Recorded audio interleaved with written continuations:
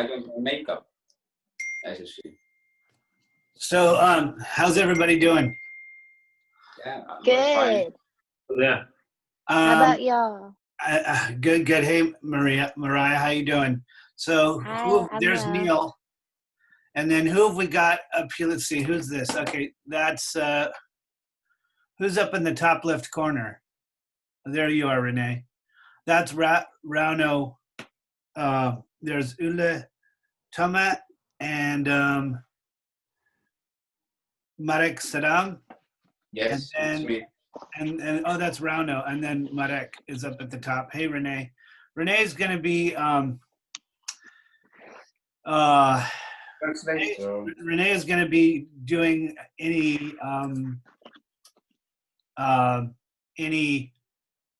translation that we need.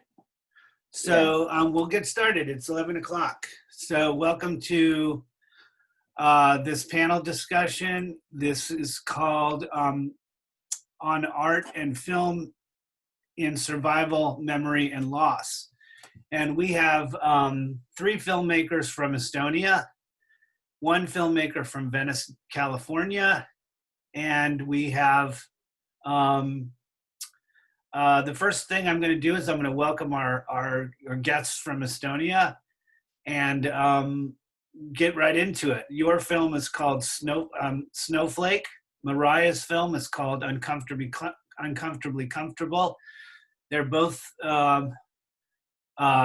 official selections for the Fine Arts Film Festival this year.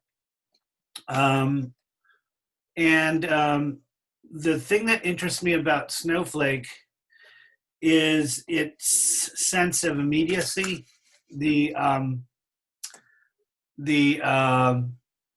What I loved about it is how intimate it felt. And so the question goes to Rauno. How did you conceive of the project? Where did it come from, and how did you come to work with Ülle? Marek aitab mind, onju? Marek suggested me. Yeah. Okay.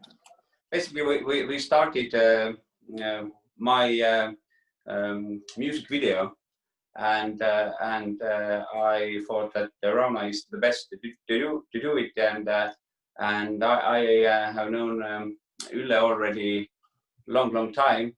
Ülle is a legendary dancer in Estonia, and her life story is incredible. And she have seen ups and downs, and right now she is a dance teacher in ballet school. So and her face and all her acting, it's so mysterious for me. That's why I thought she is a right dancer and face for this video. But somehow Rauno and Ülle, they are clicking with each other so well. That's why I think Snowflake is, especially for me, it's really, really special and intimate. But basically, it's kind of, you can't do this kind of movie without people who doesn't know what life is, how big is art, and yeah. Well, I understand that. What I really found interesting in the performances and how the performance and the cinematography. Rauno, did you do the cinematography as well as the directing, or did you have a cinematographer with you? And because what I loved about it was just how enchanting and personal it was. That must have been a strong connection between you two on the set. Mostly I do alone this movie, but some good friends helped me the graphic or something. Yeah, but basically it was Rauno alone, and what is really interesting that Rauno and Ülle, they basically met each other first time in this shooting place. Maybe one day before that, but it was like it was really like the first meeting. So Ulla, I have a question for you. How did you come to find the work on this film? What do you feel that I mean, it feels like such a personal film for you, and I feel so strongly about you as your character in this film. It was a singularly strong role. And a wonderful performance. How did you come to do it that way? Did you in terms of the dancing and things like that? As a dancer and as a dance teacher or choreographer, for me is music, which I listen when I begin to move, and I was improvising. All the time I was improvising. Sometimes Rauno said that please turn will come to me, but I was in. Yes. Yes, I was really particularly touched by the way you interacted with yourself in the mirror, the way that you utilized the space with your body. And I was just really, really, really taken with this project. It's a commanding performance. When you perform, you're using elements of yourself to achieve something outside of yourself. How can you talk about that a little bit? I have a big career at the Variety. I have been teaching character dance at Tallinn Ballet School 10 years and 35 years in Tallinn University and classical ballet. But over time, it seems to me that classical ballet and character dance, they are not the most styles for me. So I went to the Variety and began, we didn't have contemporary, we didn't have modern, we didn't have improvisation, nothing during the Soviet Union. And yeah, I think it was so much just Ülle by herself, because she have pretty big connection with theater also, and she's also a singer and a poet. So that's why all these moves includes all this kind of stuff. I graduated Tallinn singing studio too as a pop singer. So I was dancing and singing about 20 years. So how did you find this location where you shot the film? And how long was the shoot? Was it a couple of days, more than that, less than that? It looks. Yeah. Tõlgi mulle Marekule. Ta küsib minu käest tegelikult, ma saan sellele ise vastata. Well, I had a concert in this area, and that's how I found this shooting place. And the whole shooting took like 1 day. We went to this place day before. We just watched all these parts and rooms. This mirror scene, what you're talking about, this is made in really dark manor cellar. It's actually this shooting place was pretty awful and scary place, but Ülle and Rauno fulfill this with beauty. Well, they did, yeah. And Rauno, tell me a little bit about what it was like in terms of your process. Did you did you operate the camera as you directed? And how do you, how did you, I mean, it's an evocative film. And what made you decide to make it into a sort of a monochrome or like a, a black and white kind of a thing? Sadam aitab korraks. Et miks sa otsustasid just selle tooni valida ja miks just nagu mustvalge peale läksid? Sorry, we're talking in Estonian because Estonian is a very beautiful language. We can translate right now. Et miks sa valisid just selle tonaalsuse ja miks sa valisid selle mustvalge stiili? Võib-olla inglise keeles nii hästi edasi anda, aga nagu põhiline on see, et ma olen lihtsalt eluaeg olnud lihtsalt mingi mustvalge piltide ja videode nagu armastaja ja siis basically he have been like whole his life a really big fan of this kind of black and white movies and photography. Ja minu jaoks annab mustvalge annab nagu tihtipeale seda sõnumit palju sügavamalt või paremini edasi, siis ei ole neid segavaid faktoreid nagu mingid värvid ja nii edasi. Yeah, for him black and white gives more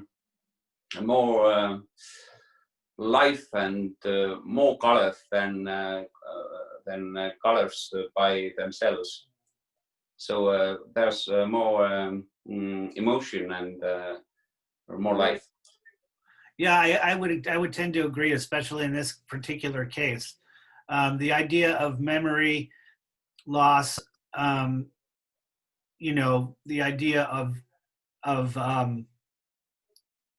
having a sense of pathos is very strong in black and white, if done properly. And I think you've done an amazing job on the film. I'm going to turn now to Mariah Marquez, who has created a film that has elements of these ideas in it. So Mariah, I wanted to ask you what it was like. Is this your first film of this kind? And there's a sense of performance in your work as well.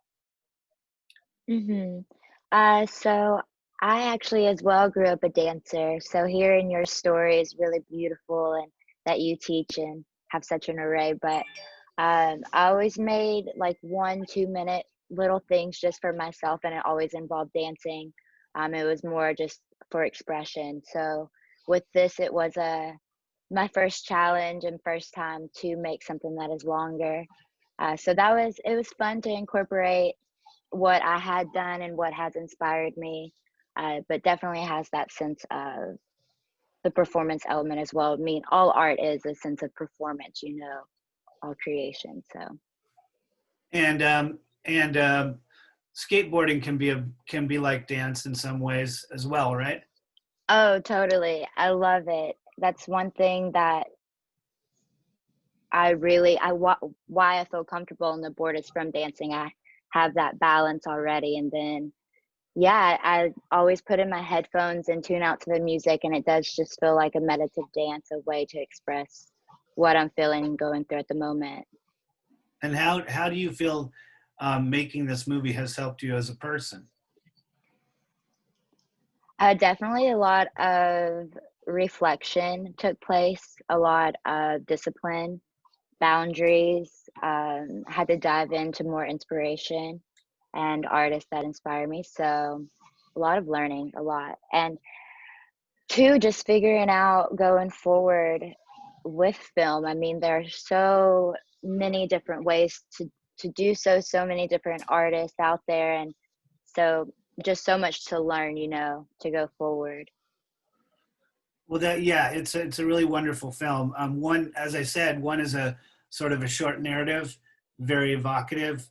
The other one is a short documentary, also very evocative. But there's elements of life that are very hard to quantify in anything other than a film. And what do you think?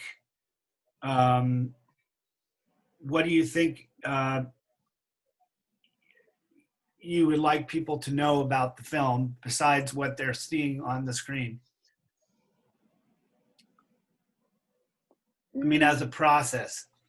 So in other words, as a process. yeah, because making films can be a wonderful experience. It can also teach you a lot about yourself.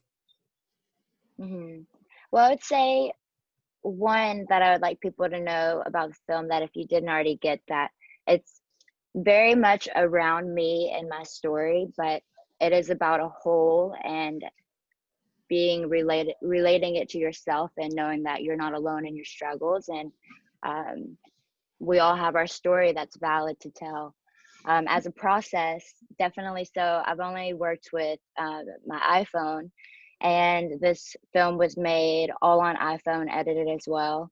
And it was really interesting trying to figure out how to take old footage and put it with new footage.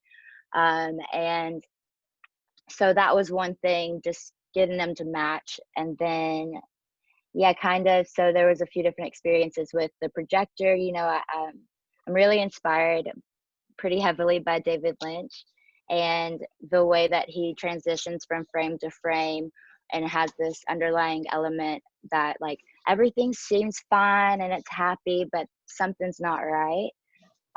So that was a big inspiration in trying to depict kind of this dream world. I kind of wanted it to feel like DMT, which is a dream molecule. Everything flashes before you, your life. And so I wanted it to seem like you're present and you're here and it makes sense, but also what's happening. Well, I think that's wonderful to hear. I think, you know, when we look at the Snowflake film, we have elements of dream in there quite strongly. Ülle, how do you utilize memory and dream in your work at all? Because it feels like that's part of what's going on in this. We have 65 years life, then I was 60. And there are so a lot of memories and so a lot of ideas and feelings. And so I didn't think on something especially, but those all are in my body, in my mind, I think. Yes, yeah, I totally felt that in the movie. I just think it's, you know, both of these films are really wonderful. This Zoom conference is going to come to a close in about 5 minutes, and I wanted to allow each filmmaker to say one thing they want us to know about the project, and I think Mariah has said something about that. Do the three filmmakers from Snowflake have anything they'd like us to know about the project? At first, I want to say that I just watched Mariah's movie, and it was incredible. And for me, those both movies made some kind of one story. I don't know why, but the connection is like really, really big between those two movies. Of course, different scenes and shooting place, but we have snow. She have Venice beach, but somehow the connection is like really, really big, and I'm really happy that you picked up those two movies together. It's somehow it's one perfect movie for me. Well, thank you for that. What about you, Rauno? I didn't see this movie, maybe because my computer is broken. But I mean, what would you like us to know about your film besides what's there? Sadam.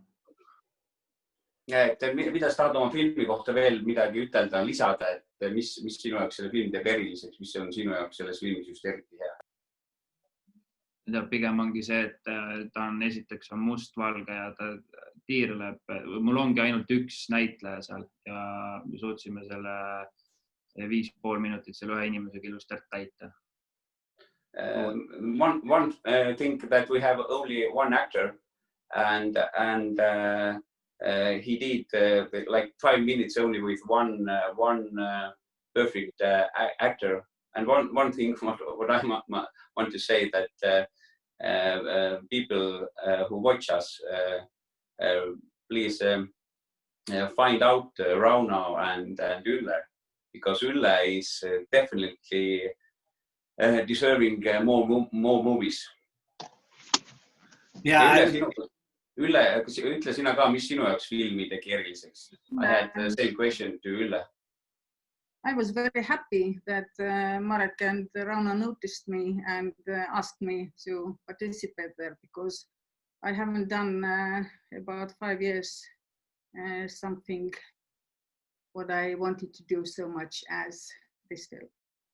It's a wonderful film, and we're very excited for our audience to see it. For those of you who don't know yet, the Fine Arts Film Festival opens June 8th at 12 a.m. Eastern Standard Time.